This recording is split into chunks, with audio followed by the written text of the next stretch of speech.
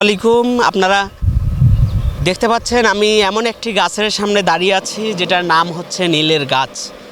গ্রাম্য ভাষায় এই গাছকে বলে মালের গাছ। এটা আমরা পূর্বপুরুষদের কাছ থেকে শুনতাম যে আমাদের নীলফামারীতে নীল চাষ হতো, নীল চাষের জন্যই নীলফামারী বিখ্যাত।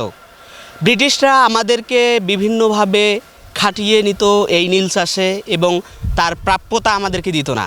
আজকে আমি দাঁড়িয়ে আছি এই নীল গাছের সাথেই।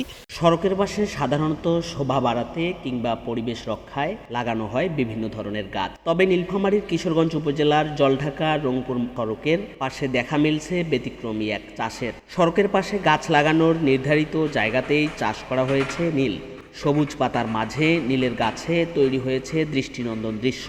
তবে এই নীল চাষের উদ্দেশ্য নীল রং তৈরি কিংবা বাণিজ্যিক উৎপাদন নয়। স্থানীয়ভাবে জানা গেছে নীল গাছ শুকিয়ে রান্নার কাজে খড়ি বা জ্বালানি হিসেবে ব্যবহার করা হয়। সড়কের পাশের অনাবাদি জায়গা কাজে লাগিয়ে এমন চাষ যেমন বাড়িয়েছে সবুজের পরিমাণ, তেমনি স্থানীয়দের কাজে আসছে জ্বালানি হিসেবেও। ব্যতিক্রমী এই নীল চাষ এখন পথচারীদেরও নজর কাড়ছে।